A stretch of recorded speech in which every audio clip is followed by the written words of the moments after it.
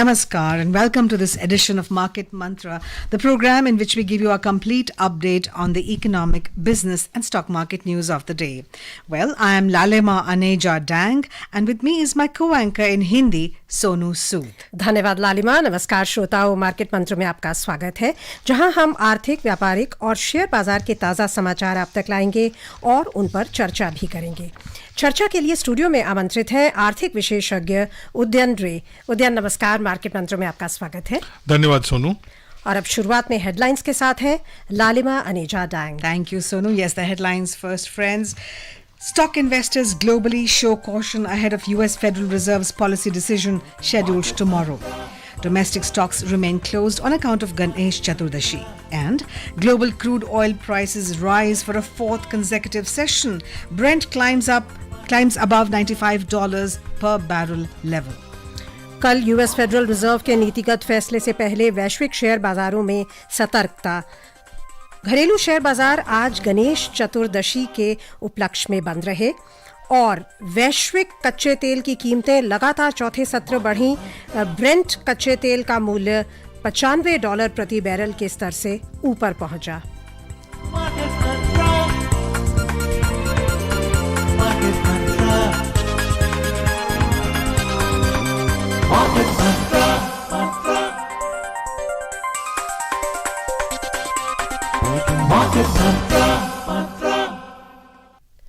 जैसा हमने आपको बताया, भारतीय बाजार आज गणेश चतुर्दशी के उपलक्ष्य में बंद थे। रुक करते हैं अन्य एशियाई बाजारों का। अमेरिका के बाजारों में सपाट कारोबार के बाद अन्य एशियाई बाजारों में आज गिरावट आ गई। निवेशकों में इस सप्ताह आने वाले फेडरल रिजर्व के नीतिगत फैसले को लेकर चिंता है। कच्चे तेल की कीमतें $100 प्रति बैरल के आसपास पहुंच जाने के बाद मुद्रास्फीति को लेकर चिंताएं भी गहरा गईं। हालांकि उम्मीद है कि यूएस फेड कल अपनी ब्याज दर में कोई बदलाव नहीं करेगा। फिर भी भविष्य में दरों में और वृद्धि को लेकर वाद विवाद जारी है।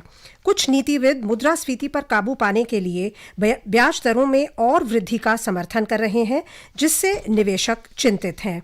जहां एक तरफ एक वर्ष से जारी ब्याज दरों में वृद्धि का सिलसिला समाप्त होने के करीब है, वहीं ये चिंता बढ़ रही है कि 2 दशक के उच्चतम स्तरों के करीब पहुंची ब्याज दरें अनुमानित अवधि के बाद भी इन्हीं उच्च स्तरों पर बनी रहेंगी। एशियाई बाजारों में आज गिरावट का रुख था, सिवाय हांगकांग के, जहां का हैंगसेंग सूचकांक 0.4% की बढ़त पर बंद हुआ। जापान का निक्केई सूचकांक 0.9% लुढ़क गया। सिंगापुर के स्ट्रेट्स टाइम्स सूचकांक में 0.7% की गिरावट दर्ज हुई और दक्षिण कोरिया का कॉस्पी 0.6% के नुकसान पर बंद हुआ। चीन के शंघाई सूचकांक में कोई खास बदलाव नहीं हुआ। यूरोपीय बाजारों में दिन के कारोबार में रुख मिला जुला था और सीमित दायरे में कारोबार हो रहा था। ताज़ा समाचार मिलने तक लंदन के फुटसी में कोई खास बदलाव नहीं हुआ था।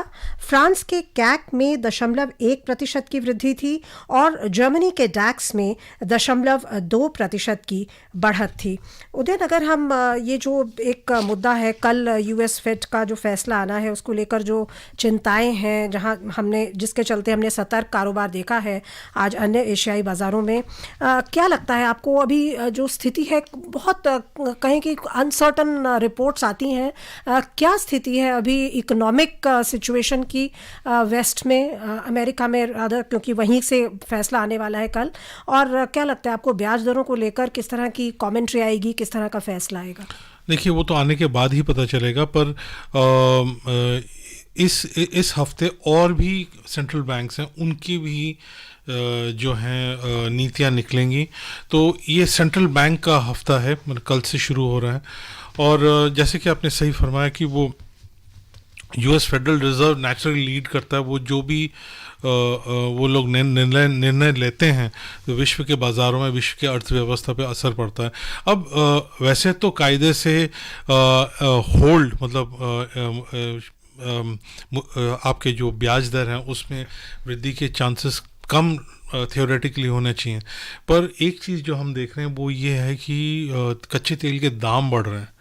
और उससे ये आशंका है कि उससे मुद्रास्फीति के ऊपर प्रेशर दबाव उसका जो इन्फ्लेशनरी प्रेशर है वो बना रहेगा। तो उसके चलते अगर चेंज हो तो हो, नहीं तो ये उम्मीद की जा रही कि कल का जो उनका निर्णय है वहाँ वो होल्ड का होगा, मतलब उसमें कोई वृद्धि नहीं होगी, पर थोड़ा स्पेस हेडरूम रखा जा रहा है कि बाद में इस साल के ख़त्म होने से पहले एक और बार वृद्धि हो, क्योंकि मुद्रास्फीति जो है वो बहुत ऑब्स्टिनेट है, वो हम पा रहे हैं और वो एकदम से वो गिर नहीं रही है। ये जो इन्फ्लेशनरी प्रेशर्स हैं वो बनी हुई है, तो उसके चलते अगर फेड ये सोचता है कि इन्फ्लेशनरी प्रेशर बहुत ज़्यादा बढ़ सकता है, हो सकता है उस केस में, जो कि मुझे नहीं लग रहा होगा, नहीं तो वो स्पेस छोड़ देंगे ताकि एक और रेट हाइक हो सके। और आप जैसे कि आपने पढ़ा, हेडलाइन पढ़ा कि रेट्स इंक्रीज साइकिल के एंड की तरफ ही हैं हम, पर सवाल ये है कब है। मार्केट वो देख रही कि किस पॉइंट पे जाकर टर्न होगा, कि उस हिसाब से उनकी जो लार्ज इन्वेस्टर्स हैं उनकी पोजीशनिंग। तो आपने जो टर्न की बात की, क्योंकि ये भी चिंता जताई जा रही है कि जो अभी जो लेवल्स पहुंचे हैं, होल्ड भी अगर रहता है बहुत लंबे समय तक होल्ड रहता है, और जो रिवर्सल है यानी कि कटौती शुरू नहीं होती ब्याज दरों में, तो वो भी प्रेशर डालेगी कॉर्पोरेट्स पर। जो भी देखिए अमेरिका में वो चीज़ दिख नहीं रही, नेगेटिव इफेक्ट। तो अभी भी लोग soft landing, not so hard landing, उस टाइप की बातें हो रही हैं। तो उसके ऊपर कोई यूनानिमिटी नहीं है। और ये एक प्लेन की तरह है जो रनवे में होते हैं। जो नॉर्मली क्या होता है, प्लेन लैंड जब करती है उसके बाद एक सर्टन पीरियड के बाद जाके धीमी हो जाती है। अब जब आप इकोनॉमी को संभाल रहे होते हैं, इस टाइप की जब लैंडिंग के बारे में बात कर रहे हैं, तो कई बार रनवे छोटा पड़ जाता है, तो वो कहाँ पे जाके रुकेगा। क्योंकि जब आप एक सेंट्रल बैंक निर्णय लेते हैं तो उसका जो असर है रेट हाइक या रेट कट का, वो परकुलेट करने में टाइम लग जाता है, तो वो लैग के साथ दिखना शुरू होता है, और वो कहाँ है। और इस बार नॉर्मल जो चीज़ें काम करती हैं वो इस बार वो काम नहीं कर रही हैं। नॉर्मली आप इंडिकेटर देखते हैं कि अनएम्प्लॉयमेंट अगर बढ़ रहा है, अमेरिका के बारे में बातचीत अभी हो रही है, तो वो चीज़ें जो नॉर्मल जो आपके जो वाइटल स्टैट्स होते हैं वो ये नहीं दिखा रहे हैं कि स्लो डाउन हो, और जिसके वजह से फेडरल रिजर्व रुक जाए। तो वो कुछ नया ऐसी एक जगह पे हैं हम जहाँ पे हम पहले थे नहीं, तो इसलिए जो ट्रेडिशनल थियरीज हैं, एक्सप्लेनेशन था, वो काम नहीं कर रही हैं। Then oil has risen to its highest level of 2023, and Saudi Arabia and Russia have extended the supply cuts. Impact on inflation. US still has high inflation compared to India. US still struggling with at 6.8%. RBI's mandate is 6%. What comparison can be done? No, for US and the whole of West, these are inflation rates that they cannot handle. So whatever rates they are still experiencing, they cannot handle these rates. They haven't seen this. We on and off we go through these rates of somewhere between 4 to 6, and we are used to it. Right. Their system is not used to it, and their public is not used to it. So you will find, if you go to the Google and do a search, cost of living crisis, and you'll find a whole set of countries, advanced countries, they are facing, and it's manifesting itself in very, very different ways, whether it's rent or whatever, groceries. In different countries it's coming up in a different way. So they have a long way to go. Inflation typically is a stubborn child, or a stubborn teenager. It doesn't, bend to reason. It has to just grow up and settle down. So वो जाते जाएगी, वो एकदम से नहीं जा रही, and it's absolutely clear that it's taking time, and that's why it becomes difficult, because inflation pinches everybody. Yes. So it actually affects the whole economic and mood of the whole nation.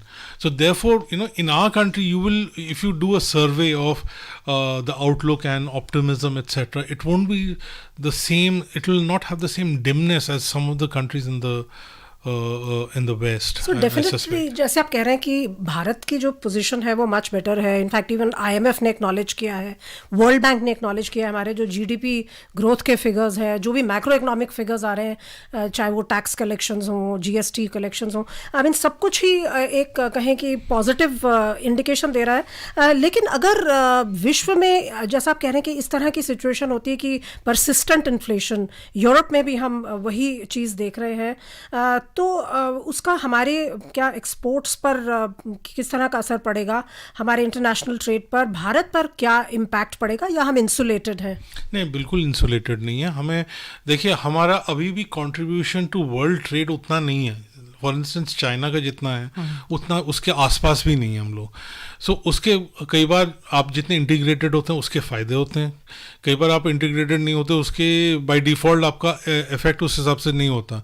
Ideally you should be integrated, but यहाँ पे क्या हो रहा है कि आप असर देखेंगे, क्योंकि अगर स्लो डाउन होता है, जो आपके बाज़ार हैं जहाँ पे आप बेचते हैं या जहाँ से आप इंपोर्ट करते हैं, वहाँ पे अगर धीमापन आ रहा है तो दोनों में ही आप देखेंगे, इंपोर्ट में भी देखेंगे, क्योंकि इम्पोर्टेड इनपुट्स यूज़ करके आप एक्सपोर्ट कर रहे हैं, तो हम ग्लोबल सप्लाई चेन के में हम लोग आते हैं, तो आप इंपोर्ट में भी देखेंगे, एक्सपोर्ट में भी देखेंगे। और उसका हमारा तो लकीली हमारा कॉन्टिनेंटल साइज इकोनॉमी है, हमारे अंदर की कंजम्पशन के ऊपर काफ़ी कंज्यूमर बेस्ड इकोनॉमी है, पर फिर भी वो असर तो पड़ेगा और वो दिखेगा। तकरीबन 150 बेसिस पॉइंट्स, 100 बेसिस पॉइंट, मतलब 1 परसेंटेज पॉइंट जीडीपी का, इतना फ़र्क तो पड़ ही सकता है, मतलब उससे ज़्यादा हो सकता है, क्योंकि आपकी जो हाई वैल्यू चीज़ें हैं या दूसरी चीज़ें आप कर रहे हैं, अगर मान लीजिए वही खपत उसकी हो नहीं रही, तो फिर उसका असर तो पड़ेगा आपको। Our food inflation we managed to keep in check. We've known that, okay, occasionally one product's prices go up, oil here and a vegetable there, but by and large our food inflation doesn't cross a certain barrier. You think that is what gives us a bit of a buffer overall? See, Lalima, also, one has to also remember that it's also a seasonal thing. Yes. Monsoon until the festival season, we do experience, simply because of whatever, it's very well documented. And we're dependent on the monsoon. Yeah, Highly dependent. so and we are coming from the back of a pandemic. We have to remember that where food security came into play, there were other things that came into play. So all these things are there, and also the global food supply that has also got disrupted because what's going on in Eastern Europe. So there's so many factors at play. So in terms of food inflation, would there be some kind of pressure? Possibly there could still be a little bit because of the global scene. That's why some of these export bans have taken place. If that hadn't been the case, those bans wouldn't have happened. So maybe out of abundant caution, etc., those things have happened. So time for being cautious is not over. Those dangers are there, still there, but these things getting out of control, can we expect them to get out of control? I don't think. But would there be pressure? Yes. And you can see it from the government policy, you can see from things that you see around you, the statistics, etc. They are reflecting that. And maybe it will take a little more time than other years for things to get sorted out. So उदय, जैसा आप कह रहे हैं कि government policy हर level पर efforts हो रहे हैं, फिजिकल लेवल पर, मॉनेटरी लेवल पर, आरबीआई के द्वारा, एंड हम देख भी रहे हैं कि वो हमारे जो मैक्रो इकोनॉमिक फिगर्स हैं उसमें रिफ्लेक्ट भी कर रहा है। जैसे अभी नेट डायरेक्ट टैक्स कलेक्शंस 23% बढ़ गई till September 16 in the current financial year. और अगर हम स्टॉक मार्केट की बात करें, भारतीय स्टॉक मार्केट की, हालांकि आज बंद है और हालांकि कल वहाँ पर करेक्शन हुई थी, लेकिन सितंबर जब से शुरू हुआ है 11 सत्र लगातार हमने बढ़त देखी है। सेंसेक्स 4.6% बढ़ा, निफ्टी ने सितंबर 12 को 20,000 का जो वो एक साइकोलॉजिकल लेवल है उसको क्रॉस किया और उसके ऊपर ही बना हुआ है तब से। ये इनफैक्ट कह रहे हैं कि 16 साल के बाद ये फिर से हुआ है कि 11 दिन लगातार एक स्ट्रॉन्ग स्ट्रीक आई है। सो क्या आप मानते हैं, क्या रीज़न है हमारे स्टॉक मार्केट में इस मजबूती का, जो ब्रॉड बेस्ड भी है, इसमें मिड कैप, स्मॉल कैप, सारी श्रेणियां शामिल हैं? देखिए, ये नंबर 1 तो ये दिखाती है कि पीछे जो हमारे चैलेंज रहा था पैंडेमिक में, उससे हम बाहर आ गए हैं। अब दूसरी बात यह है कि उस वक्त जो आपने कई बार ऐसे माहौल में आप ऐसे मेजर्स लेते हैं, ऐसे कदम उठाते हैं कठोर और दूसरे, जहाँ पे आप और एफिशिएंट हो जाते हैं। तो जो बड़े कंपनीज होते हैं वो सबसे बेहतरीन पोजीशन में होते हैं कि और बेहतर हो जाए। कई बार क्या होता है ऐसे माहौल में, बाद में ये इनके ऊपर स्टडीज़ होंगी, ऐसे माहौल में उनकी जो कंपटीशन भी होते हैं वो कमज़ोर हो जाते हैं। तो कई बार क्या होता है आप कंसोलिडेट कर जाते हैं, आप टेक ओवर करते हैं, आप बेहतर हो गए, सिस्टम को बेहतर कर दिया। तो क्या है कि आपके जो टैक्स आप कलेक्शंस आप बता रहे हैं, ये रिफ्लेक्ट कर रहा है। ये हाफ वे मार्क में जो आपने फुल ईयर का प्रोजेक्शन उसका हाफ वे मार्क में पहुंच गए, तो मतलब लैग बिहाइंड कर ही नहीं रहे।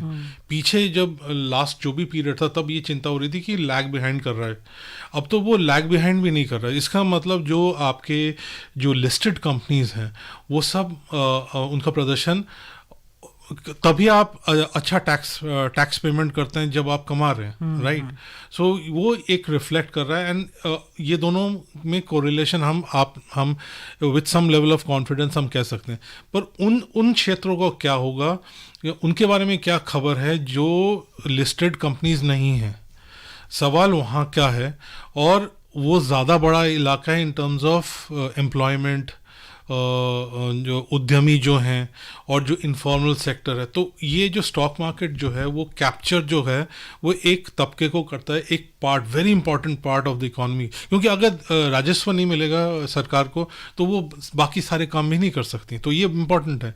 पर ये पूरा इकोनॉमी नहीं है। पर जो आप इंक्लूसिविटी की बात कर रहे हैं कि वो बहुत ज़रूरी है। हम जैसे अब देख रहे हैं कि प्रधानमंत्री विश्वकर्मा योजना लॉन्च हुई है, जिसमें 13,000 करोड़ पे इतने इजी टर्म्स पर लोन्स दिए जाएंगे आर्टिजन्स को। कई जैसे बहुत सारे ऐसे प्रोफेशनल्स हैं, वोकेशनल प्रोफेशनल्स हैं, उनके लिए ये सुविधा लाई गई है। सो आपको लगता है कि सरकार जो कदम ला रही है उससे भी एक सपोर्टिव एनवायरनमेंट, एक सपोर्टिव इकोसिस्टम बन रहा है? बिल्कुल बिल्कुल, क्योंकि ये इंस्टेड ऑफ एक हैंड आउट देना, अगर आपके काम से जुड़े हुए जो आपके स्किल या दूसरे से जुड़े हुए, उससे जुड़े हुए अगर लोन्स होते हैं तो उसमें क्या आप कर रहे हैं, आप उसकी इनकम को फैसिलिटेट कर रहे हैं, ताकि इनकम उनके अगर आय बढ़ जाए तो उसी से वो लोन की अदायगी करें। तो ये इस टाइप के जो जब आपका रेवेन्यू सिचुएशन ऐसा होगा तो आप इस टाइप की जो स्कीम्स, जो योजनाओं के बारे में आप बात कर रहे हैं, वो आप इम्प्लीमेंट कर सकते हैं। तब आपके पास वो हेडरूम मिलता है कि आप इंफ्रास्ट्रक्चर में पैसे डालें, इन्वेस्ट करें, और ऐसे जो विश्वकर्मा योजना के बारे में जैसे योजनाएं हैं उनके बारे में वो आप इम्प्लीमेंट कर सकते हैं। Right. Let's take a look at the US markets now. Wall Street closed almost flat yesterday as market participants looked ahead to the US Federal Reserve's expected decision to leave key interest rates unchanged tomorrow. All three major US stock indices ended a volatile session with nominal gains as investors remained concerned ahead of the Fed's two-day monetary policy meeting. The central bank has vowed to remain agile with respect to economic data, which has shown signs that core inflation remains on its meandering descent back towards the federal annual 2% target, and suggests the US economy remains on a firm footing. The Nasdaq Composite Index and the S&P 500 both added marginally by 0.1%, while the Dow Jones Industrial ended almost flat. Core inflation आप हमें बता सकते हैं for the benefit of our listeners कि ये core inflation का concept exactly क्या है सरल शब्दों में, और ये क्यों बहुत इंपॉर्टेंट है? वो आपके इन्फ्लेशन में कई चीज़ें होती हैं जो बहुत वॉलेटाइल होती हैं, फूड प्राइसेस वगैरह हो गई, उनको अगर आप साइड में करके, फूड एंड फ्यूल, हाँ वो तो बहुत वॉलेटाइल होती है, ऊपर नीचे जा रही हैं, पर जो मेन जो कोर है, जो इसके अलावा जो वॉलेटाइल नहीं होता, वहाँ पे क्या सिचुएशन रहता है वो बड़ा इम्पॉर्टेंट हो जाता है। तो यूएस में दूसरे जगह में अलग अलग चीज़ों को गिना जाता है जो कि जहाँ पे वॉलेटिलिटी, और वहाँ से वो लोग इंडिकेटर्स लिया जाता है। तो मुद्रास्फीति को भी उसको भी विभाजन किया जाता है। मोटे रूप से यही है, जहाँ पे भी कोर इन्फ्लेशन के बारे में बात हो रही कि उसको मुद्रास्फीति एक तो पूरा जो दर है, पर उसके जो वो जो हिस्से हैं जो उसको बनाते हैं, कई बार उसके अलग अलग जो हिस्से हैं उनको देखा जाता है एग्रीगेट करके। इनफैक्ट भारत में भी कह रहे हैं कि कोर इन्फ्लेशन 5% से नीचे आ गया है, पहले बहुत स्टिकी था, एक ही लेवल पर इट वाज स्टक। सो आपको लगता है कि ये बहुत इम्पोर्टेंट है भारत के लिए भी, आरबीआई के लिए एक राहत का केंद्र बिंदु है? बिल्कुल, जैसे आप अमेरिका में देखें, जब आप कल बात होंगी तो आप देखेंगे वहाँ पे हाउसिंग प्राइसेस के बारे में बात हो रही है, तो वो मुद्रास्फीति में हाउसिंग प्राइसेस मतलब रेंट जो भाड़ा है, किराया है, उसका क्या रोल होता है, वो उसका बहुत इंपॉर्टेंट रोल है। कंजम्पशन एक्सपेंडिचर, उसका कंज्यूमर प्राइसेस जो हैं, जहाँ पे एक्सपेंसेस होते हैं, उसका क्या रोल हो रहा है। तो ये कई बार जो हैं वो आइटम क्या लिए जाते हैं और उस हिसाब से जोड़ के देखा जाता है कि ये जो बाकी जो हिस्सा है, कौन सा हिस्सा है जो जिसके ऊपर काम करने की ज़रूरत है, ताकि पूरा जो है जो दबाव बनता है, क्योंकि इन्फ्लेशन मुद्रास्फीति जो है वो हर एक भारतीय के लिए, भारत के मुद्रास्फीति के बारे में बात कर रहे हैं, वो एक तरीके से कर ही तो है, एक तरीके से आप कर दे रहे हैं, तो उसका जो नीचे के तबके हैं, आर्थिक तबके हैं, उनके ऊपर असर ज़्यादा होता है। जो ज़्यादा कमाते हैं वो फिर भी उसको बर्दाश्त कर लेते हैं, तो उनको राहत के लिए जो पॉलिसी नीति जो निर्धारित करते हैं, उनको ये देखने की ज़रूरत है कि कौन सा हिस्सा है मुद्रास्फीति का जो आप मेजर कर रहे हैं, जो कि जहाँ पे आपको फोकस करने की ज़रूरत है। तो इसलिए कोर, नॉन कोर, अलग अलग जो एलिमेंट्स हैं वो देखे जाते हैं। All right, we just talked about the Vishwakarma Yojana. Here we have a report on that, Udayan. Finance Minister Nirmala Sitharaman has said that the government will offer up to 8% subsidy for loans given to artisans under the PM Vishwakarma scheme launched by Prime Minister Narendra Modi. Ms. Sitharaman, during the launch event of the scheme, said the government has already made a provision of 13,000 crore rupees in the budget 2023-24. Sharing details of Vishwakarma scheme, the Finance Minister said collateral-free loans to artisans would be provided at a very affordable interest rate of 5%. The scheme covers 18 activities including carpenter, goldsmith, blacksmith, mason, stone sculpture, barber and boat makers. The government will provide up to 3 lakh rupees loan. She said 1 lakh rupees loan will be given and the beneficiary would be eligible for an additional 2 lakh rupees after repayment schedule of 18 months. Yesterday, Prime Minister Modi launched the scheme at International Convention and Expo Centre, Yashobhumi in New Delhi on the occasion of Vishwakarma Jayanti. Speaking on the occasion, Mr. Modi said the scheme is a ray of hope for lakhs of artisans and craftspeople who work with hands and tools. And the prime focus of Vishwakarma scheme is to improve quality as well as the reach of products and services to ensure that they are integrated with the domestic and global value chains. And the aim of the scheme is not only support the artisans and craftspeople of rural and urban areas across the country financially, but also to keep the age-old traditional culture and diverse heritage alive and flourishing through local products, art and culture. Well, I beg your pardon, the scheme was launched on the 17th of September. So, coming to this, Udayan, what does it mean? Because our Prime Minister has always said Sabka Saath, Saath or Sabka Vikas, and he's particularly concerned about those at the bottom of the pyramid. And we know that we have amazing handicrafts as a developing nation. Most of the developed world doesn't have much of handicrafts, but our craftsmen were in great penury, in trouble, and some of the arts had been dying. You think this is going to give a fillip to them? And once,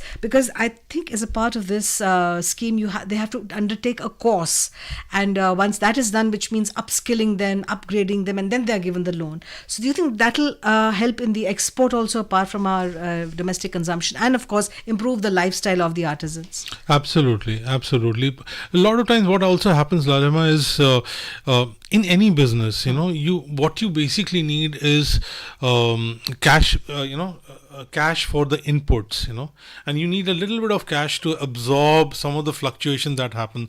Suddenly some delay happens, some problem happens.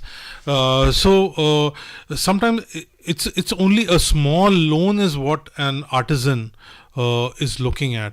And these are not general handouts, you know, that's a good part. It's linked to your profession. Yes. And if you're going to upskill, what you're doing is you're making sure that you're, as they say, you know, don't give a person fish. Teach him how to fish. So this is far better, because then you're making sure that next time you want to support, you're supporting somebody else. And also when you it's also, you know, in financial behavior, what happens is once you take a loan and get into the habit of repaying, that whole behavior starts happening. You'll start using your account. You'll keep an account of things. You'll probably invest, or save, maybe buy a little bit of insurance or something like that. So all these things start happening side by side. And since we have got that whole infrastructure in place, we are so hugely digitized, direct transfers are taking place. Yes. All these things are happening. We really have the infrastructure. It's only a matter of time the push happens. And sometimes what happens is, despite having so many banks and so many institutions, sometimes the government has to take a lead, and then others follow it. They see that, okay, this is a scheme and we'll mimic this or develop this scheme. So these are sometimes the government has to take a lead, and which is I find it quite interesting that it's a skill based, profession based kind of loan. So Udayan, आपको लगता है कि इसमें जो cooperative sector है हमारा, वो काफ़ी डेवलप्ड है, सो आपको लगता है कि इस फील्ड में भी शायद अगर कोऑपरेटिव्स का मॉडल भी या स्टार्टअप्स कुछ रोल प्ले कर सकते हैं? देखिए, सेल्फ हेल्प ग्रुप्स हैं, आपके सेल्फ हेल्प ग्रुप्स हैं, दूसरे ग्रुपिंग्स हैं अब देहात में और सेमी अर्बन एरियाज में, तो वो आपके एक्शन में आ जाते हैं। और उनका जो नेटवर्क है वो काफ़ी अब कहना चाहिए, तारीफ़ की बात है कि वो हैं, एक्टिव हैं, और कुछ राज्यों में तो बहुत अच्छी तरीके से एक्टिव हैं और उनकी डिलीवरी हो रही है in terms of benefits. तो वो एक ग्रुपिंग्स जो हैं उनका फ़ायदा उठाया जा सकता है। और मुझे लगता है कि ये आगे चल के इसके वेरिएशंस आप देखेंगे, क्योंकि ये तजुर्बा बहुत इंपॉर्टेंट होगा, ये इससे क्या सीख मिलती है, और ये स्केल अप ज़रूर होगा। And it may gel with the government's other policies like giving small loans, like mudra loans. This may also that may also kind of help. Yeah, I mean, sometimes what happens is you introduce something and then you see how it works, and Yes. then there are learnings, and then you modify and move ahead. Well, that's certainly great news for our artisans. Yeah. Moving on to oil. Global crude oil prices today rose around 1%. Oil rose for a fourth consecutive session as weak US shale output spurred further concerns about a supply deficit stemming from extended production cuts by Saudi Arabia and Russia. In intraday trade, Brent crude was trading at $95.10 per barrel. West Texas Intermediate crude price was at $92.60 per barrel when reports last came in.